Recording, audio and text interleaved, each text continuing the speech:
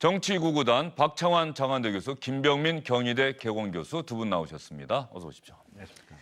문재인 대통령과 여야 5당 원내대표의 이야기를 두 분께도 여쭙도록 하겠습니다. 먼저 조금 전에 인광기 SBS 논설위원이 잠깐 언급을 해드렸습니다만 선거제도 개편과 관련한 문재인 대통령의 이야기 여러분과 함께 들어보도록 하겠습니다.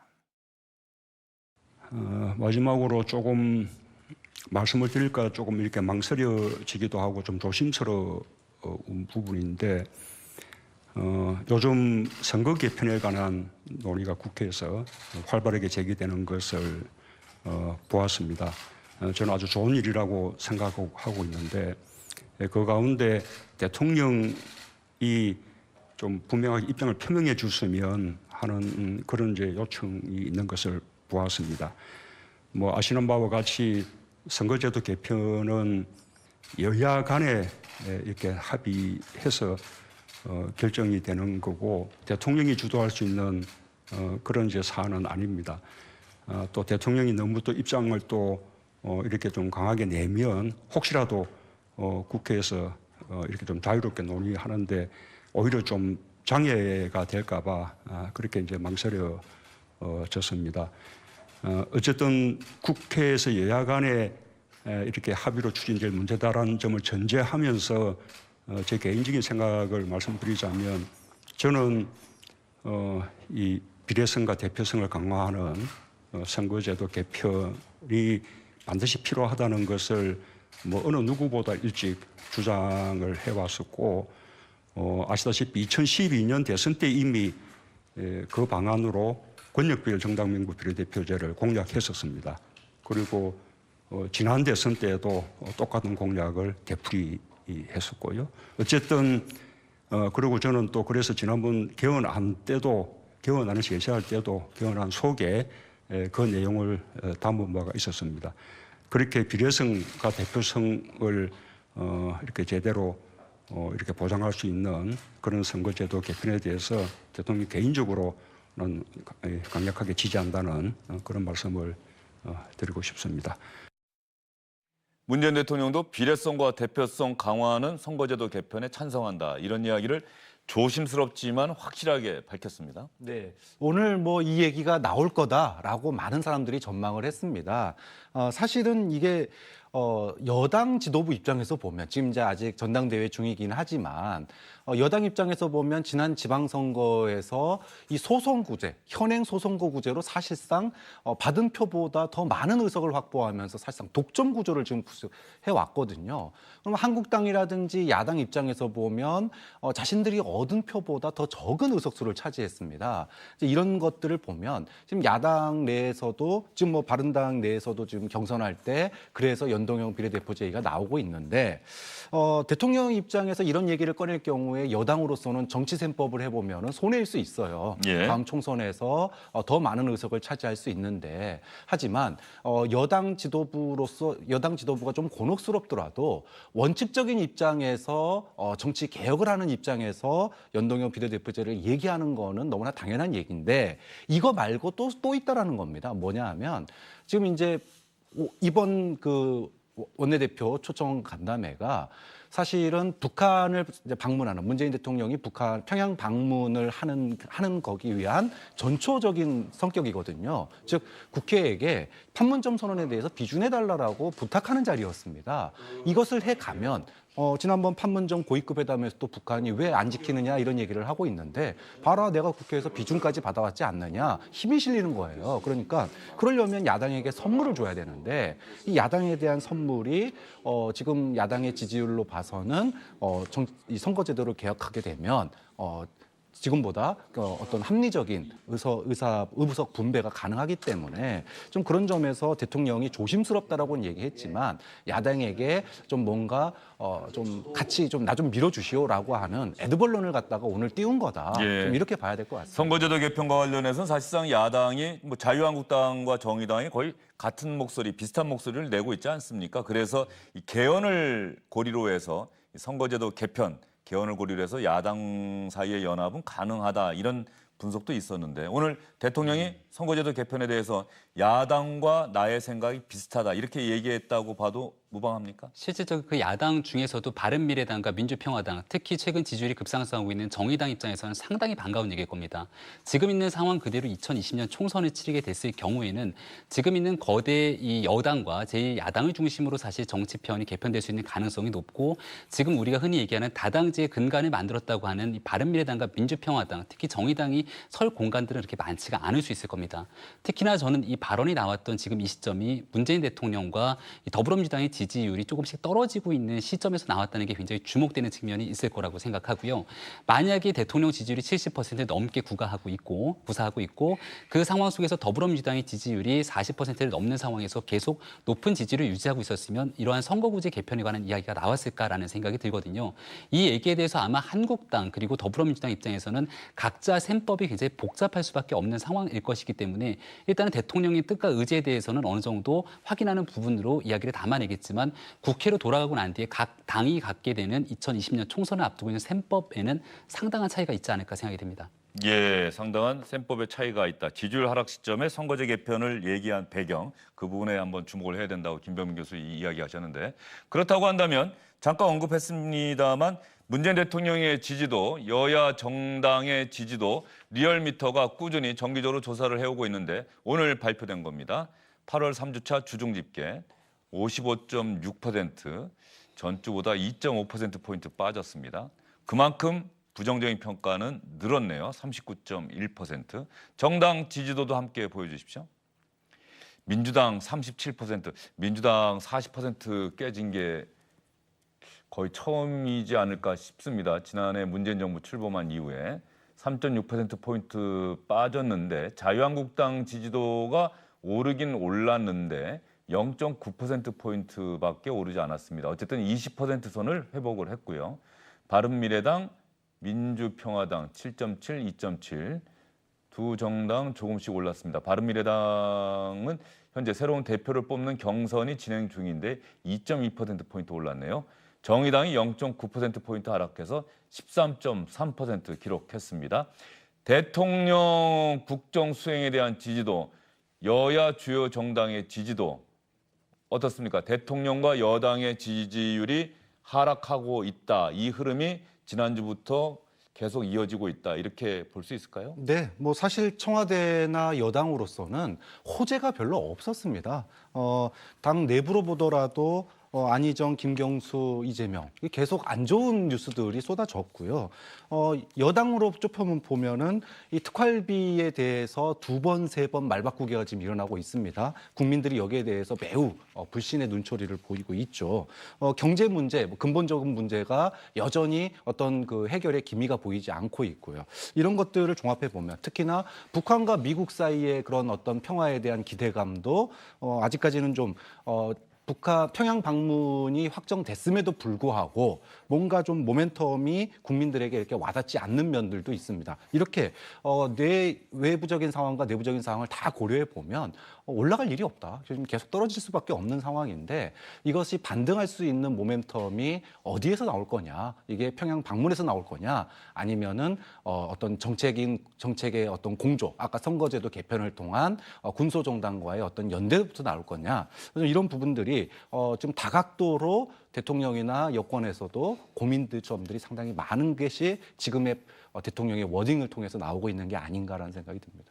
남북 정상회담 이런 이벤트들은 즉자적으로 국민적 평가가 가능해요. 뭐 성공적으로 이루어졌느냐 안 이루어졌느냐. 그런데 문제는 정책이라고 하는 것은 그 평가하는데 시간이 걸린다라고 하는 거죠. 단순하게 그 정책이 국회 입법을 통해서 구현됐다 안 됐다 이게 중요한 게 아니라 그 정책을 통해서 국민들이 내 생활에 어떤 이로움이 생겼느냐 이런 부분 평가는 상당한 시간이 걸린다.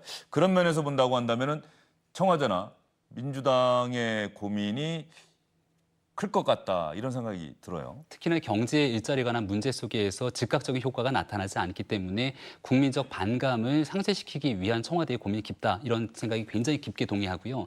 다만 여기서 풀어내야 될 해법은 한 가지 있는 것 같습니다.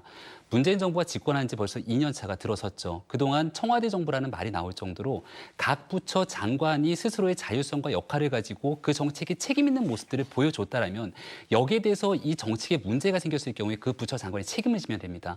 거기에 있는 전문성적인 인사를 가지고 교체를 하게 됐을 경우 대통령이 충분하게 본인의 정책 철학에 대한 지향과 방향을 갖고 국민들과 함께 나아가면 되거든요. 하지만 지금은 각 부처 장관들의 모습이 크게 보이지 않습니다.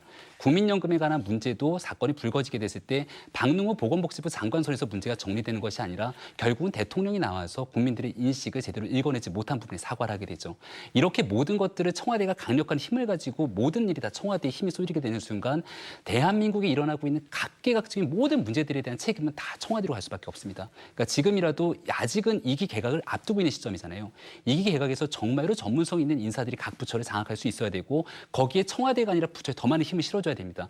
문제가 생기면 부처가 책임성을 가지고 일을 해나갈 수 있도록 만든다라면 말씀하셨던 것처럼 장기적인 안목에서 정책을 구현할 수 있는 힘이 대통령에게 조금은 실리지 않을까 생각이 됩니다. 대통령제 하에서 사실상 대통령을 국민들이 바라보는 것은 어쩔 수가 없겠죠. 대통령이 과연 무슨 이야기를 하느냐. 저 정책에 대해서 혹은 어떤 정책적 실패라고 평가되는 부분들에 대해서 대통령이 뭐라고 이야기를 하느냐. 국민들은 대통령을 바라볼 수밖에 없는데 그럼에도 불구하고 책임 총리, 책임 장관이 돼야 한다. 그래야 대통령제 또 문재인 정부가 성공할 수 있다. 이런 말씀이신 것 같은데 박 교수님도 동의하십니까? 네, 동의합니다. 지금 특히 이번에 국민연금에 관련해서는 좀 장관이나 부처가 할 말이 없어요. 뒤늦게 정말 대통령이 한마디 하니까 나서는 모습을 보여줬거든요. 이거는 국민들의 눈높이나 마음을 몰라도 너무 모르고 있다. 물론 자문위원회에서 나온 아니긴 하지만 65세도 지금 답답하고 그때까지 어떻게 하나라고 많은 국민들이 고민하고 있는데 이걸 68세 거기다가 내는 돈은 또 올리고 그러면은 제가 언제 68세가 될 줄 알고 국민들이 그 연금을 믿고 살겠습니까? 좀 그런 점에서 이런 이야기들이 조정되지 않고 또 어떻게 조율되지 않고 또 국민들에게 어떻게 받을지에 대해서 협의되지 않고 그렇게 나오는 것도 문제고 또 그것이 나왔을 때 장관이 그걸 갖다가 장악하고 이건 아니야 또는 이건 내가 소신을 걸고 하겠어라고 얘기를 했다라면 전 또 다르다고 봅니다. 근데 그것도 아니에요. 예. 그런 측면에서 보면 과거 우리가 박근혜 정권이나 또 이명박 정부에서도 이런 얘기가 많이 나왔었습니다. 대통령 혼자 단독 드리블로는 오래 못 간다. 결국은 책임 총리제 또 책임 장관제 이런 부분들이 통해서 정책의 연속성 또는 신뢰 이런 것들이 가질 필요가 있는데 문재인 정부에서도 그건 예외는 아니라고 봅니다. 예. 어쨌든 간에 정권을 잡는다라고 하는 것은 대통령 혼자 아시안게임이 진행 중이다 보니까는 어쨌든 개인 종목이 아닌 거예요. 결과적으로 팀 종목인 거죠. 팀 플레이가 잘 이루어져야 국민들의 지지도도 계속 올라간다. 지지율이라고 하는 것은 올랐다가 떨어질 수도 있습니다. 중요한 것은 그 흐름일 것이고요. 더 중요한 것은 문재인 대통령이 퇴임할 때 지지율이 과연 어느 정도냐. 이걸로 결국은 평가될 수 있지 않을까 싶습니다. 문재인 대통령 이야기 하나 더 해볼까요? 어제가 광복절이었습니다. 광복절 때 문재인 대통령 참 많은 이야기를 했는데 말이죠. 대한민국 정부 수립 70주년이다라고 하는 표현을 쓴 연설 대목이 있습니다. 어제가 사실은 광복절로는 73주년이고 대한민국 정부가 수립된 지는 70년이 되는 날이었는데 이 건국절 논란과 관련해서 대통령의 이 발언은 저희가 다시 한번 새겨들을 만한 그런 의미가 있는 대목이 아닐까 싶어서 여러분과 함께 공유하도록 하겠습니다. 정부 수립 70주년을 맞는 오늘 대한민국은 세계적으로 자랑스러운 나라가 되었습니다. 2차 세계대전 이후 식민지에서 해방된 국가들 가운데 우리나라처럼 경제성장과 민주주의 발전에 함께 성공한 나라는 없습니다. 세계 10위권의 경제 강국에 촛불혁명으로 민주주의를 되살려 전 세계를 경탄시킨 나라. 그것이 오늘의 대한민국의 모습입니다. 문재인 대통령이 분명하게 정부 수립 70년이라는 표현을 썼어요. 그리고 또 하나 김병민 교수님께 질문을 드릴 텐데 어제 경축식이 끝나고 그다음에 어떤 전시회 같은 게 있어서 대통령이 그것도 봤거든요. 네. 여기서 대통령이 의미 있는 이야기를 한 대목이 있습니다. 한번 그림 한번 보여주시겠습니까? 문재인 대통령이 어제 경축식이 끝나고 나서 특별 전시, 대한민국 정부 수립 경축 행사 특별 전시라고 하는 행사 전시회를 봤습니다. 이 전시회를 보다가 문재인 대통령이 문재인 대통령이 김정숙 여사와 함께 보고 있는데 그 대한민국 관보 1호 전시물에 대통령이 상당한 관심을 보였습니다. 대한민국 관보 1호에 대한민국 30년 9월 1일로 되어 있잖아요라고 문재인 대통령이 지금 저렇게 지금 의미를 부여하면서 질문을 한 대목이 있습니다. 지금 관보에 손을 짚는 부분이 대한민국 30년 9월 1일. 대한민국 임시정부가 1919년 4월 13일에 수립이 됐기 때문에 대한민국 30년이라고 하는 건 1949년도를 얘기하는 것이 아니냐라고 그해까지 해서 포함하면 1948년이 되겠죠. 네, 48년 9월 그렇죠. 1일. 그렇다 보니까 결국은 얼마 전에 얘기했던 건국 100주년에 대한 이 역사적 논쟁이 다시 한번 촉발될 수 있는 계기가 되지 않을까라는 생각이 드는데요. 학자들마다 저마다 입장이 조금씩 다른 것 같습니다. 사실 이 문제가 대한민국에서 뜨거운 논쟁이 됐던 거는 그렇게 긴 시간이 걸리지 않습니다. 얼마 전에 있었던 이 박근혜 정부에서 사실은 이 건국절 논란을 촉발시키기도 했고요. 국정교과서 논란이 있기도 했습니다만은 대한민국 헌법은 분명하게 대한민국 임시정부의 법통을 계승한다라고 명기가 돼 있거든요. 하지만 그럼에도 불구하고 대한민국 임시정부의 시작점이 대한민국이 지금에 있는 1948년 8월 15일에 정부가 수립되는 그 시작점을 그대로 얘기할 수 있는가에 대해서는 학자적 논쟁이 있기 때문에 이것을 모든 국민들이 하나의 의견이 취합되기 전에 건국 100주년이라고 못을 박는 것에 대한 논쟁, 이거는 좀 소모적인 논쟁이 되지 않을까라고 하는 우려가 있습니다. 문 대통령이 건국 언급 안 했다라고 하는 대목은 어제 광복절 경축식에서 건국과 관련한 이야기를 하지 않았다는 그런 내용의 자막이 나간 거고요. 문재인 대통령은 뭐 끊임없이 대한민국 건국은 대한민국 임시정부가 출범한 1919년 3.1운동 직후에 그때가 대한민국의 시작이다라고 하는 인식을 나타냈고 내년에 아마 대한민국 건국 100주년 대대적인 경축 그런 이벤트들이 열리지 않겠습니까? 네, 저는 건국 100주년이 소모적인가라고 하는 거에 대해서 다시 의문을 던지고 싶어요. 왜냐하면 미국의 독립기념일 누구나 다 알다시피 7월 4일입니다. 근데 미국의 독립기념일은요, 정부 수립일을 기점으로 하고 있지 않아요. 즉, 13개의 주의 식민지 대표, 영국의 식민지 대표가 영국으로부터 독립하겠다라고 선언한 날을 기준으로 해서 독립기념일을 삼고 미국 최대의 명절로 쓰고 있습니다. 그 이유는 뭐냐면 정신을 기리겠다라는 거예요. 미국의 정신은 여기서부터 시작하겠다라고 하는 정신을 기리는 게 독립기념일이다. 자, 그러면 우리나라에서 8월 15일 날 정부 수립이 된 건 맞죠?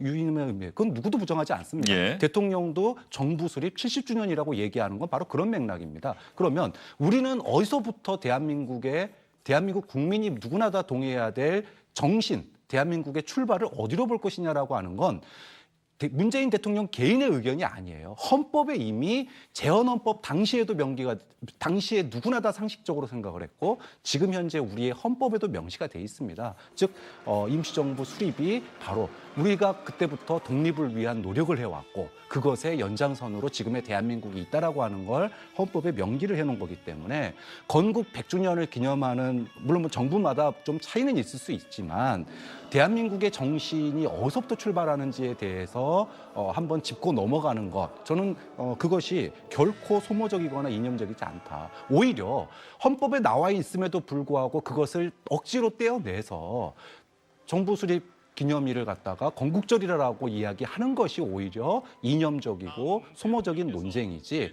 헌법에 나와 있는 헌법을 지키는 헌법 정신을 가지고 대한민국의 정신을 기리는 건국 100주년 행사가 이게 이념적이고 소모적이다라고 하면 도대체 그럼 대한민국은 어머니 아버지를 어디서 찾아야 될 것이냐라고 하는 점에 대해서 그래서 좀 지금 현재 한국당 내에서 48년 8월 15일을 건국절로 보는 이런 거에 대해서는 좀 우려스럽다라고. 예, 두 분 교수님께서는 상당히 명쾌하게 말씀해 주셨습니다. 대한민국 헌법에 이미 대한민국의 시작은 대한민국 임시정부라고 명백하게 돼 있지 않느냐. 그 헌법에 따르면 될 일이다. 이렇게 두 분의 생각을 말씀해 주셨습니다. 조금 전에 경축식, 어제 열렸던 경축식의 그 주제, 제목을 보니까 제73주년 광복절 경축식 겸 정부 수립 70주년 기념 경축식이다 이렇게 돼 있습니다. 이렇게 표현하는 것이 어떤 면에서 보면은 또 명확하게 정부 수립 70주년이다. 문재인 정부에서는 그렇게 평가를 하고 있다는 말씀 다시 한번 드리고요. 이 건국절과 관련한 논란은 뭐 제가 이 시간에도 여러 차례 다뤘고 생각해봐도 이 두 분 같은 이 교수님들, 학자들이 이제 정치권에서는 이렇게 논란이 됐고 문재인 정부는 분명히 내년에 100주년 행사 할 것이고 말이죠. 학자들이 명쾌하게 결론을 좀 내려줬으면 좋겠다는 생각이 좀 듭니다. 시간은 좀 걸리겠습니다만 그러나 중요한 것은 대한민국 헌법이다. 이 이야기는 여러분께 다시 한번 말씀드리겠습니다. 대한민국 임시정부의 정신을 이어받는다라고 하는 대한민국 헌법 전문을 읽어보면 누구나 고개가 끄덕여지지 않겠느냐. 두 분께서는 그렇게 말씀해 주셨습니다. 조금 전에 국회에서 들어온 소식 하나 여러분께 전해드리도록 하겠습니다. 국회 특수활동비 처음에는 이 꼼수로 폐지하려는 것 아니냐라고 하는 폐지하겠다고 말했다가 역풍을 맞았었는데 이 여론이 국회의 생각을 바꿔놓았습니다. 국회 유인태 사무총장이 조금 전에 국회 특수활동비 관련해서 대국민 발표를 했습니다. 국회는 오늘부로 외교, 안보, 통상 등 국익을 위한 최소한의 영역을 제외하고 모든 특수활동비를 폐지한다. 이를 위한 조치는 다음과 같다. 첫째, 2018년도 특수활동비는 특수활동비 본연의 목적에 합당한 필요 최소한의 경비만을 집행하고 나머지는 모두 반납하며 2019년도 예산도 이내 준하여 대폭 감축 편성한다. 이에 따라 관행적으로 집행되던 교섭단체 및 상임위원회 운영지원비, 국외 활동 장도비, 목적이 불분명한 식사비 등 특수활동비 본연의 목적 및 국민의 정서와 맞지 않는 모든 집행을 즉각 폐지한다. 둘째, 국회는 2018년 말까지 준비 기간을 거쳐 기존 법원의 판결의 취지에 따라 특수활동비 집행에 관련한 모든 정보 공개 청구를 수용한다. 셋째, 국회는 특수활동비 외에도 국회 예산 전반에 거쳐 방만하게 또는 낭비성으로 집행되던 부분들을 철저히 검증하여 절감해 나간다. 유인태 사무총장의 이야기 들어보니까 사실상 폐지다 이렇게 볼 수 있을 것 같습니다. 왜냐하면은 최소한의 부분은 어쨌든 필요하다라고 하는 부분은 다시 한번 얘기를 했어요. 국익을 위한 최소한의 영역을 제외하고 모든 특수활동비 폐지한다. 공감하십니까? 그게 이제 외교 안보 통상에 관한 부분 속에서 한 5억 원 정도 되는 지금 특수활동비가 국회 같은 경우는 교섭단체 몫이 있고 상임위 몫이 있고 의장단 몫이 있는데 의장단 몫에 최소 특수활동비 5억 정도 남겨놓겠다는 거죠. 이마저도 후반기에 좀 써본 다음에 문제가 되는 것들을 확인해서 내년도 예산에 다시 편성하겠다라는 건데요. 문희상 의장 같은 경우는 이미 국회 부의장을 지낸 전력이 있습니다. 그렇다면 그 당시 부의장을 지내면서 의장단의 특수활동비가 어떻게 진행되고 있는지는 충분하게 인지를 하고 있을 거라고 생각을 하고요. 지금 국민들이 궁금한 것은 이 특수활동비가 정말로 외교안보 통상이 국회의 정상적인 업무 수행에서 반드시 필요하다면 20대 국회에서의 특활비에서 이러한 몫이 어떻게 쓰였는지를 먼저 설명하는 게 우선입니다. 그동안 수차례 정보공개 청구 과정 속에서도 소송이 진행되고 있을 때 20대 국회 특수활동비에 대한 내역 아직까지 공개 안 했잖아요. 이 부분을 명쾌하게 공개하고 난 뒤에 이와 같은 이야기가 진행됐으면 국민들이 납득할 수 있겠으나 지금 상황에서 일부의 내용들을 남겨놓는다. 그것도 계속되는 상황에서 조금씩 밀려나는 모습들을 보이는 것이 국민들 눈높이에는 크게 맞지 않을 수도 있다는 생각이 듭니다.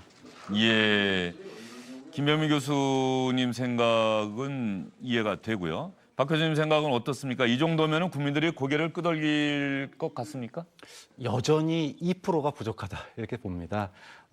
납득이 안 되는 부분이 있어요. 그러니까 그냥 추상적으로 보면은 외교 안보 통상 국익을 위해서 일정한 비용이 필요할 수 있겠구나라고 생각을 해보지만 이 특활비라고 하는 것이 논란이 됐던 것 자체가 이거를 관행적으로 써온 것도 문제였지만 국회는 어떤 모습이어야 되는가라고 하는 겁니다. 그러니까 국정원이라든지 검찰이라든지 이런 데도 가급적인 투명해야 되지만 그렇다고 치더라도 국민의 대표인 국회가 영수증을 첨부하지 않는 비밀스러운 일을 할 게 뭐가 있느냐라는 거예요. 그 부분에 대해서 아까 김병민 교수 얘기했던 것처럼 그런 사례가 있다라면은 이런 사례가 있었기 때문에 이런 것들을 대비해서 일정한 비용을 갖다가 남길 필요가 있습니다라고 해명이 돼야 되는데 그런 해명 없이 국익을 위해서 조금 남겨놓겠습니다라고 얘기하는 것은 지금의 국민들의 어떤 분노, 이제까지의 특활비에 대한 분노에 비추어 보면 좀 해명이 안 되는 부분이 있다. 좀 그런 점에서 저는 2% 부족하다라는 평가를 내리고 싶고 이왕 이왕 독립할 거면 행정부, 강력한 행정부를 갖다가 견제하려면 저는 입법부가 행정부 견제를 위해서는 본인 스스로가 깨끗해지고 전혀 특활비 같은 거 우리는 일절 없다. 국민의 대표로서 모든 걸 투명하게 하겠다. 그러니 정부도 공개하고 가급적 투명화해라.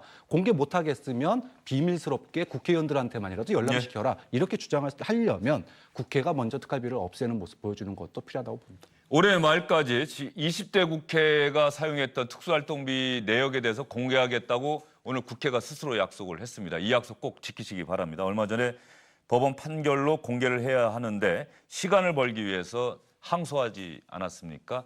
이 항소 여부와 상관없이 올해 말 전에는 반드시 20대 국회 특수활동비 내역도 공개하기를 바라겠습니다. 방금 전에 문재인 대통령과 여야 5당 원내대표의 오찬 회동과 관련해서 청와대에서 발표가 있었습니다. 이 발표 형식이 상당히 재미있습니다. 여야 5당 대변인들이 먼저 이런저런 이야기를 발표하고 김의겸 청와대 대변인이 나중에 마무리하는 인사말 하는 그런 형식으로 발표가 됐습니다. 이 영상 여러분께 보여드리면서 두 분과 여기서 인사를 드리겠습니다. 수고 많으셨습니다. 국회와 정부, 여와 야 사이의 생산적 협치와 원활한 소통을 위한 여야정 상설협의체를 본격적으로 가동한다. 여야정 상설협의체는 분기별 1회 개최를 원칙으로 하며 필요시 여야 합의에 따라 개최한다. 다음 협의체는 2019년 예산안 시정연설 이후인 11월에 개최키로 한다. 여야 정이 민생과 경제를 위해 초당적으로 협력하기로 하고 여야는 민생 법안과 규제 혁신 법안을 조속히 처리한다.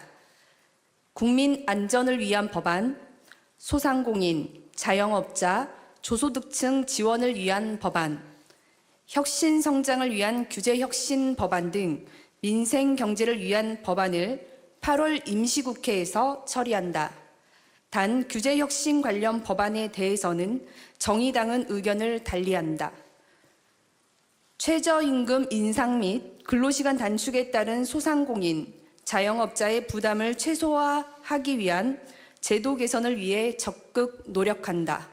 한반도 비핵화의 실질적 진전과 항구적 평화 정착 및 남북 교류 협력을 위해 여야가 초당적으로 협력한다. 또한 3차 남북 정상회담의 성공적 개최를 위해 협력하고 지원한다. 남북 사이의 국회, 정당 간 교류를 적극적으로 추진하며 정부는 이를 지원한다. 이상입니다.